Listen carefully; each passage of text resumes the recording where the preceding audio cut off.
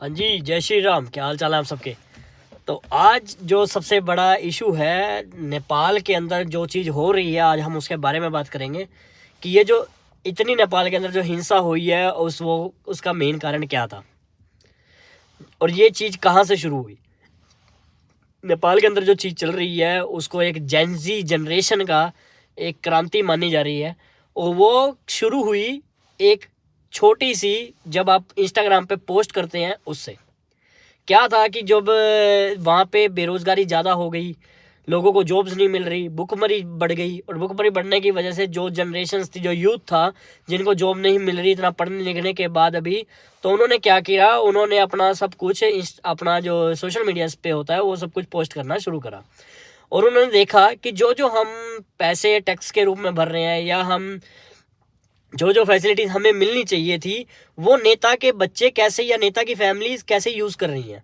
हमने देखा, उन्होंने लिखा उसके बारे में कि जैसे किसी के भी मंत्री का है, बहुत से मंत्री हैं जिनकी लिस्ट है, जिनकी सारी की सारी फैमिली बाहर बैठी है, उनके बच्चे बाहर पढ़ रहे हैं। कोई बाहर एलएलएम कर रही है, कोई किसी का बच्चा वहाँ पे बाहर अपना बिजनेस चला रहा है। तो उनको लगा कि जो जो चीज़ें हमें मिलनी चाहिए थी वो उन्होंने हमारा पैसा हम पर ना लगाकर अपनी फैमिली पे लगाया, जिससे उन्होंने ये सब चीज़ें, अपना जो गुस्सा था वो सोशल मीडिया पे अपना लिखना शुरू कर दिया।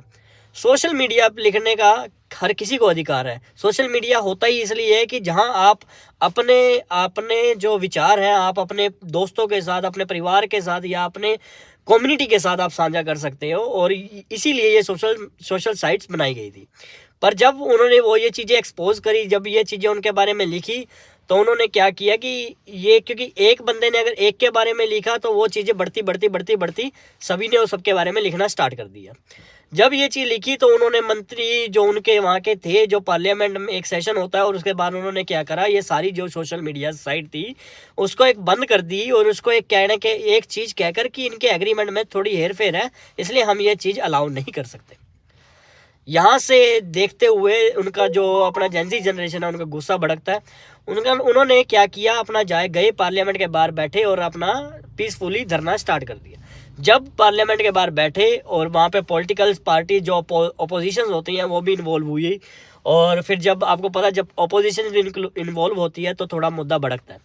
तो बच्चे थे उसके अंदर, स्कूल वाले भी बच्चे थे, कॉलेज वाले भी थे, मतलब आप ये लगा सकते हो 13 से लेकर 30 साल के बच्चे उसके अंदर इन्वॉल्व थे। जब पार्लियामेंट के अंदर बच्चे जाते हैं और उसमें से 30 या 50 बच्चे बता रखे हैं जो अंदर गए थे और उनकी अभी तक कोई रिपोर्ट नहीं है कि वो कहाँ गए। और उसके बाद ये थोड़ा उनके ऊपर लाठीचार्ज हुआ, अपना टीयर गैस के गोले छोड़े गए, और ये सब जब चीज़ें हुई तो ये मुद्दा भड़क गया। मुद्दा भड़कने के बाद उन्होंने क्या किया, पार्लियामेंट के गेट तोड़ दिए और ये सब चीज़ें फिर अभी हिंसा होने लगी। अब फिलहाल के न्यूज़ ये आ रही है कि उन्होंने, जो वहाँ का पीएम था वो तो रिज़ाइन कर चुका है, उन्होंने पीएम का घर ही जला दिया। और अब आप देखो कोई मंत्री रास्ते में भाग रहे हैं, क्योंकि प्रोटेक्शन पुलिस के ऊपर भी, क्योंकि लोग, समाज है तो समाज के साथ ही पुलिस है, प्रशासन है, सब कुछ है। जब समाज ही एक तरफ हो गया है, जब समाज के खिलाफ ही आपने इतना कुछ कर दिया है, 20 बच्चे जो स्कूल यूनिफॉर्म के अंदर है, आप उनको मार दिया गया है, 100 से ज़्यादा जख्मी है, तो अब आप क्या उम्मीद करते हो कि कोई बंदा क्या करेगा। समाज का गुस्सा भड़कना जायज़ है। और उन्होंने क्या किया, उन्होंने अब अपना सारा, ये जब इकट्ठे होते हैं तो ऐसी ऐसी गतिविधियां होना जायज़ है। जान माल की जो हानि हो रही है वो उसके लिए बहुत खेद है कि जान माल की हानि, चाहे वो बच्चे थे, चाहे वो उनके, अब चाहे पीएम की एक लास्ट पीएम की वाइफ है, वो उनकी जो जान माल की हानि हो रही है उनके लिए बहुत संवेदनाएं हैं कि ये चीज़ जो हो रही है वो बहुत गलत हुई है।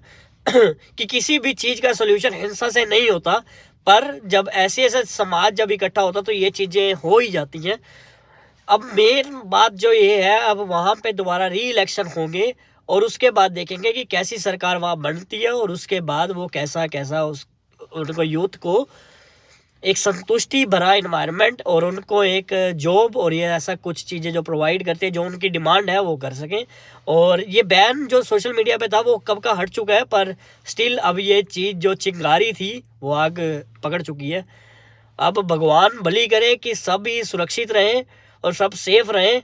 जो होना था वो हो गया, अब इसको वाणी को मैं अब जो वहाँ पे जेनजी जनरेशन जो अभी वो कर रही है, अगर हमारी वीडियो थोड़ा भी इफेक्ट डालती है तो हम बस इतना ही कहना चाहेंगे कि जो होना था वो हो गया, आपका बदला था, आपने ले लिया है। अब थोड़ा शांत हो, क्योंकि कोई भी चीज़ का सल्यूशन है वो लड़ाई झगड़े से नहीं होता है। किसी भी चीज़ का सल्यूशन है प्यार से आपस में बैठ के, और तभी होगा। अब जो होना था वो हो गया। अब अगली जो सरकार है, जब कुछ होगा तो वो आगे जो भी होगा वो आप अपनी एक कमेटी बनाएं, उसके अंदर रिप्रेजेंटेटिव रखें, और सारी सरकार के जो भी अब आपके जो उनके अथॉरिटीज़ हैं उनके साथ बैठ के जो भी है था आप उसको निबेड़ने पे लाएं। बाकी जय हिंद, जय श्री राम।